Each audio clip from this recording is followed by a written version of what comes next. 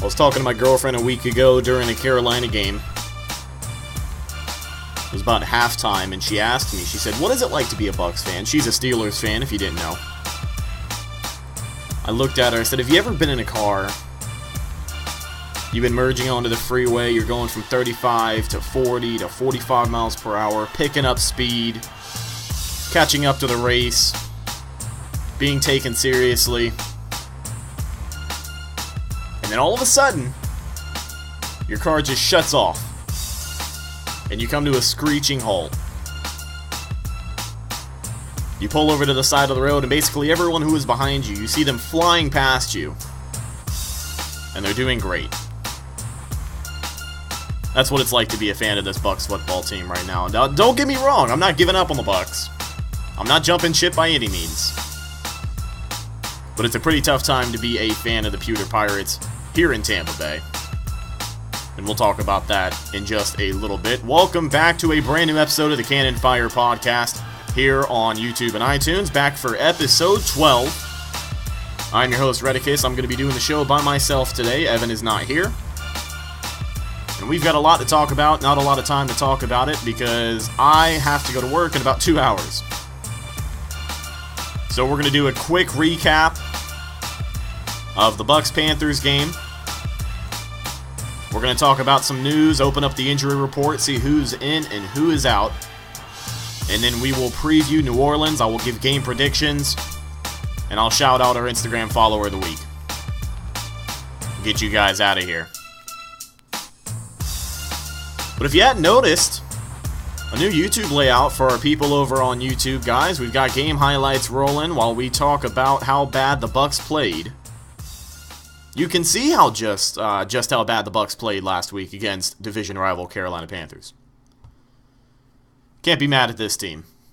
We've pretty much gotten all of our frustration out over the course of the week. If you saw the Instagram live post-game, we got a lot of frustration out there. If you saw the post-game reaction on YouTube, you probably saw the rawest emotions I can show after the game. Was really trying not to break down in public, let's be honest here. The Buccaneers are 2-5. It is a harsh truth that we have to face as fans, but it's something we can't ignore. The Buccaneers are 2-5. We are halfway through the season, 4th place in the NFC South. We're going to preview Carolina and really just talk about the pros here, because it really didn't seem like there were a lot of pros. It was 17-3. Offense only put up 3 points. It looks bad from the outside, but something I did want to touch on, and something that really hasn't been talked about enough, is just some of the good things that you can see, because there's a silver lining in everything. The Bucs are 2-5.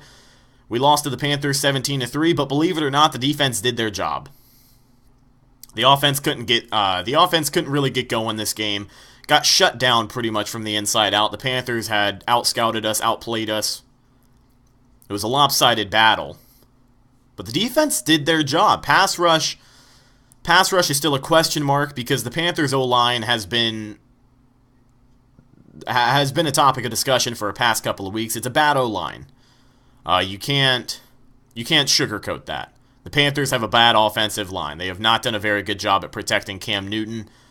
Did a pretty decent job at protecting Cam Newton this week, but the fact that the pass rush couldn't really take advantage of that, another week with no sacks, met Cam Newton at the line a couple of times, but it wasn't registered as a sack. It was a tackle for a loss. Couple of big plays stopping the run in the backfield. G-Mac had a couple of them.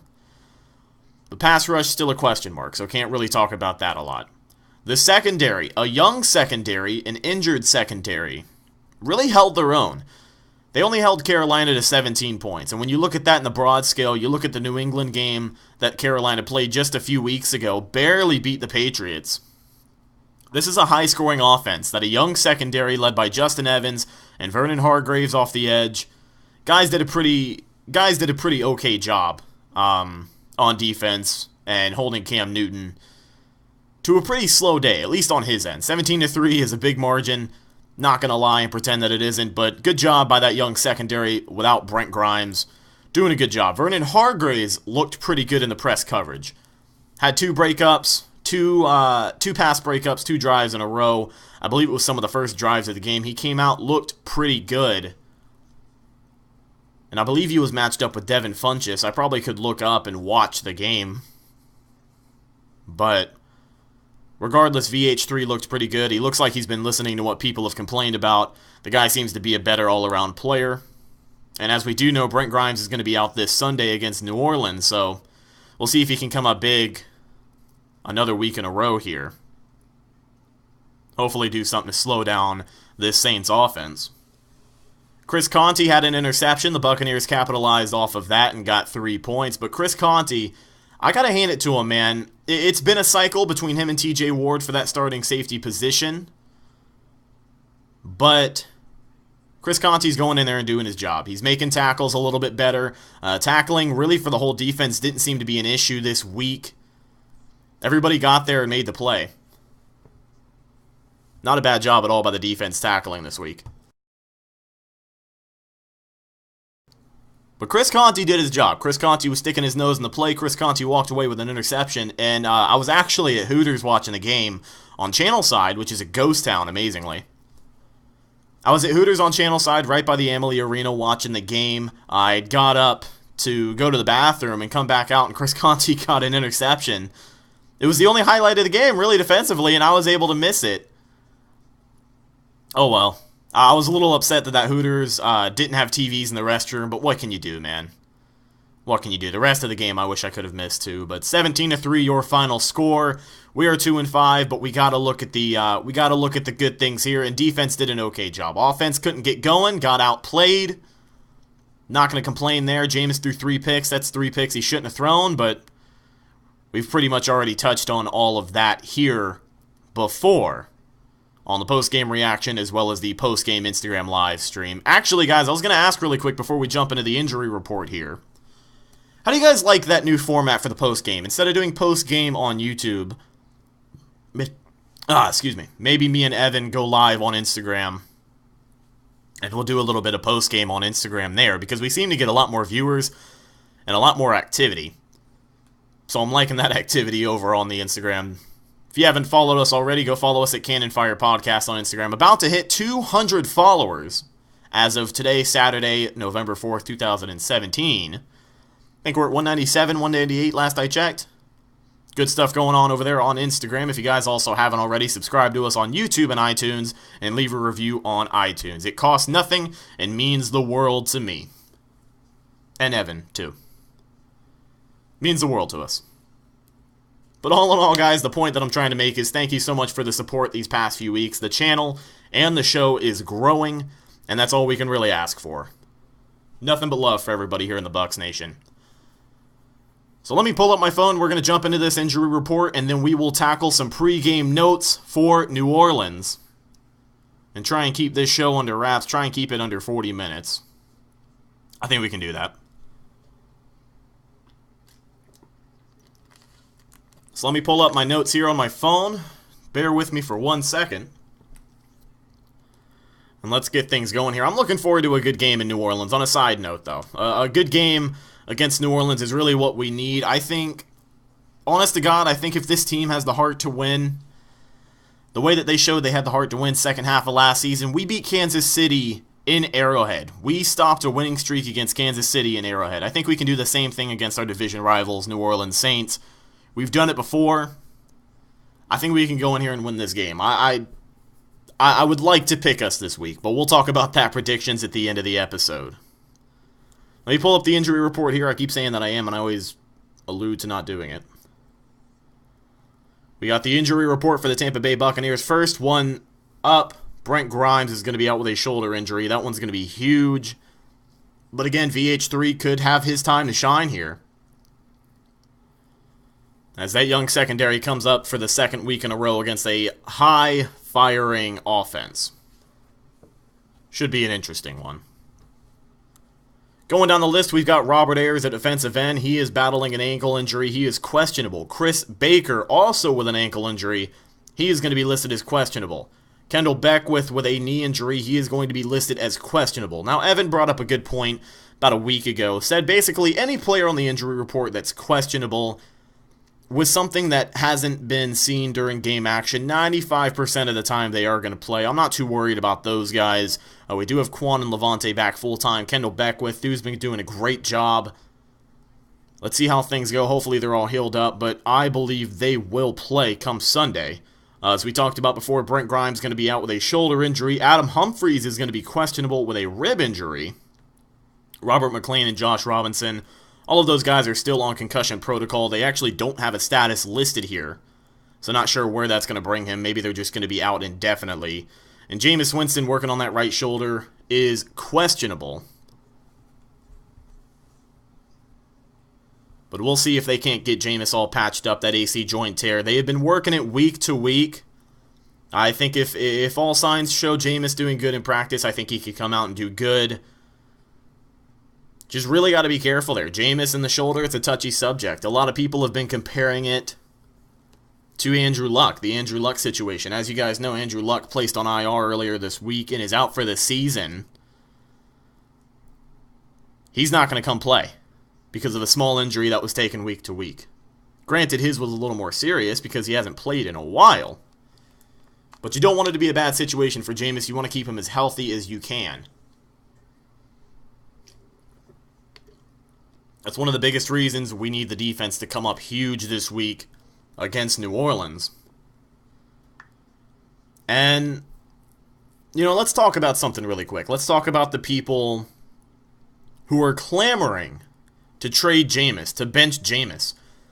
The bench Jameis people have a little bit more of a better argument because their main reasoning is the injury. I can totally see where that's coming from. This injury can be halting for him. This injury may be causing him to make bad decisions, a.k.a. the 3 picks he threw against Carolina last week. It could be hurting him. But we got to look at this from a broad spectrum here, to all these quote-unquote fans. We get it. You're frustrated. We're frustrated too. We've seen the inconsistency, the bad play calling, and most of the time, except for last week, the sloppy defense. We've seen the overthrows, the missed opportunities, the countless missed field goals. We've watched a team with such high hopes start out with 2 wins and 5 losses. But here's the thing. Here's my argument. If I was a fan that jumped off the wagon every time there was a bad season, I wouldn't be a Bucs fan. I'm not saying they're going to win out this season. I'm not saying they're making the playoffs or they're going to finish at 500 or above. What I'm saying is, what kind of fans believe in a team so strongly and then jump out of the ship when the team faces adversity? Do you honestly think the Bucs don't want to win? Do you think they don't want to play hard at this point in the season? Here's what I'm thinking right now. We could just as easily be 5-2 or even 6-1 right now. We're not, because we've started slow and not taking advantage of opportunity. This team is too good to be 2-5. We've said it before. We said it last week and the week before. Team is too good to be 2-3. Team is too good to be 2-4. It's a rough start. But even if for some reason they lost 10 games or finish 8-8, I'm still a Bucs fan. And the best way you can really look at it at this point, guys, is that we are not the Browns. Okay? We're not the Browns. Jameis is our guy, whether you like it or not. We're going to take every precaution we can to keep him healthy. Coaches know best at this point. Looking back at the media, remember Levante David's injury when he first went down? Everyone first reported he was going to be out for the season. First report I read was that he was out for the season. He was back in, a month? Only missed 3-4 games? Quan's hamstring injury was treated as if it was something worse than Levante's injury.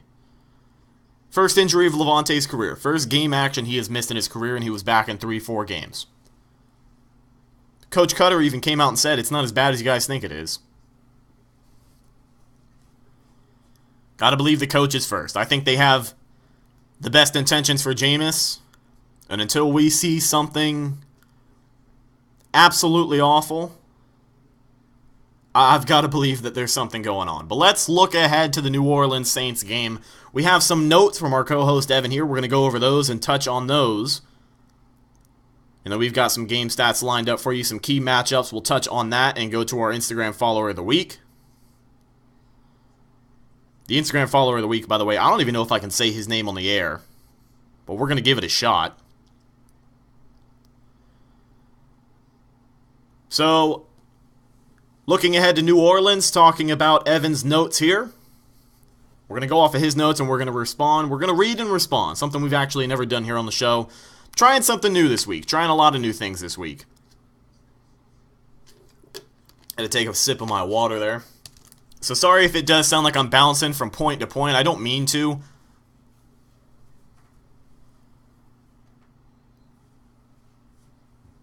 I'm just in a situation where I want to make sure this all works out. So here we go. We're going to read and react from Evan's notes. We'll talk about New Orleans. The Bucs need to win for sure to have any playoff hopes, without a doubt. 6 losses, even if you went out, you're 10-6. That's going to be a gamble for the wild card. Division hopes, I would say, are already gone. I don't think our division leader is going to lose any more than 2 games. Bucs need to win this week. This is a must-win game. We've been saying it for 4 weeks in a row. We said it for the whole month of October where the Bucs didn't win. But this comes down to the wire here. This is a must-win game for the Tampa Bay Buccaneers more than it ever has been if we're looking at long-term goals. The season is on the line right here. Have we seen 9-7 teams make the playoffs before? Yes, we have, in very rare circumstances, but I don't want to be a 9-7 team that makes the playoffs.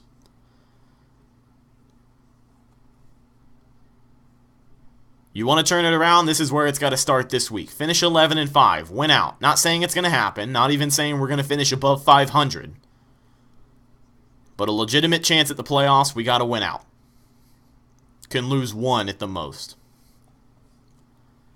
But let me not sit here and shit on the team and act like they haven't done it, because we saw this team go 6-2 last year after a 3-5 start. We're 1 week out from a 3-5 start. Turn around and went 6-2. Finished the season 9-7. It's a positive record. I would like to just see us go positive. I'm not hanging on to playoff hopes right now, but if we can finish 8-8 or 9-7, I'll be A-okay. Got to set the tone for next season at this point. It's not about how you start, it's about how you finish, and the Bucs got to finish here. Going back to Evan's note, says the Saints' defense is better, so the Bucs' offense will have to be good. They will. One thing I did want to talk about on the offense, something I think we really could use against the Saints. I really like the way they've been utilizing O.J. Howard as a one-on-one receiver. Line him up in the slot sometimes. Cam Brate comes out, makes some great catches. But O.J. Howard has really been utilized as a great one-on-one guy. And I'm liking the way he looks. If we can keep that up, O.J. Howard could actually have a big week this week. But the Bucs offense is definitely going to have to be good. Probably going to have to put up a lot of points. Because if that secondary can't slow down Drew Brees, he's going to have a field day. And the offense has to keep up. It's going to be an interesting game. As with any game, it's going to go one of either 2 ways. It's going to be very low scoring. Or the numbers are going to go up very quickly. And I said last week the Panthers game was going to be high scoring. I was wrong. I'll admit that I was wrong. But this week, I have more belief that the game is going to be high scoring. Drew Brees is a fast-paced quarterback. We got to find a way to slow him down. Defense has got to find a way to contain Brees as much as they can. They got to stop those connections. They got to win the one-on-one battles. They've got to slow down the receivers, do whatever they can to walk out with a good feeling knowing. If the offense is clicking on all cylinders and we hold Drew Brees to the day that Cam Newton had, I think we can beat them. I think we can. I would pull 31-17, 31-24 Bucs. But that's if the offense is clicking on all cylinders, which they weren't against the Panthers, as we clearly saw. But if the defense can hold Drew Brees to a game like the Panthers game, I think we got a good chance in this one. But this is a game with so much on the line. If the Bucs end up losing this week, the fans should definitely start looking towards the draft. It's a sad state of affairs. We're not entirely there yet. It's been a bad start to the season, but this is a game that really is going to establish whether we're a team that needs to be taken seriously this year or not. When the Buccaneers went 6-2 last year, before that, they weren't a team that was taken seriously. And then they were a team that beat Kansas City in Arrowhead and beat the Seahawks at home. Started the home win streak. Got to be a better road team. Got to get it together this week. There's so much on the line here. Some other notes that we really have to pull up and pay attention to here. We got to shut down the Drew Brees-Michael Thomas connection. Not sure who's going to be lined up with Michael Thomas. Honestly, I think it's going to be VH3.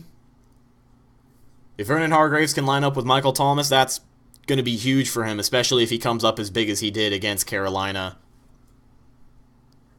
with Funchess. But talking about matchups as well, Mike Evans has to win his matchup against Marshawn Lattimore. 9 times out of 10, they're going to line him up against Lattimore. Mike Evans is a guy who gets excited when he sees man coverage, but we got to see him come up big here. Jameis has got to come up big as well. Jameis has been excelling in some areas, and we'll talk about that right after we finish these game notes, and then after that we'll close out the show. But Jameis has been excelling in every area. He's really got to just pick that up and bring that into New Orleans with him and get that throwing game right. If we can get this air attack going, we can stay in this game. Something else we really got to do, we got to get inside pressure on the quarterback with Gerald McCoy, Chris Breaker, Clinton McDonald, everybody on that defensive line, that front four, no matter what rush they're coming with, they need to rush Drew Brees. No sacks a week ago against Cam Newton. That was a bad O-line. Saints O-line really isn't the best one to write home about. I believe they're still in the same neighborhood as the Panthers O-line is, but you got to capitalize on it. We need 1 sack. I'll be happy with 1 sack against Drew Brees. If we sack him 2 times, I'll be ecstatic. If we sack him 3 times, I'll shit myself. But we got to find a way to get pressure on the quarterback. That's one of the only ways you can slow down Drew Brees. That's how we slowed down Tom Brady. If we can slow down Brady, we can slow down Drew Brees. Just got to get there and make it happen. Looking at the defensive line of the Saints, arguably one of the best all-around defensive lines in the NFL. We got to find a way to get the offense comfortable against that New Orleans front four. It's a lot of pressure coming. Cameron Jordan is going to have a big day if we can't find a way to slow him down. Alex Okafor is going to have a big day if we can't find a way to slow him down. Defensive tackle Sheldon Rankins is going to have a big day if we can't slow down that front four. It's a tough defense, but if the offense is clicking, we can hang in there with them. We've seen it happen before. Nobody's been able to stop O.J. Howard being used one-on-one. Line him up as a receiver, he'll do great for you. Just got to get pressure on the quarterback as well with the counterpoint back to the defense. But the offense, as I said before, they're really going to keep us in this game. It's going to be a close one, though. If we're talking final score predictions, we'll do final score predictions and offensive and defensive MVP. We'll give our Instagram follower of the week, and then we'll talk about Jameis. Final score prediction, I think if the Bucs stay in this one, it could be a close one, but we could edge it out 31-27 or 31-24. Anywhere in that area is really where I'm going to be comfortable. Sorry I can't give you a concrete prediction, but I like to believe that the Bucs are going to win it in a close one. I'll put it that way. It'll be a close one, we'll stay in it, and we'll find a way to win. Should be an interesting game. Offensive MVP,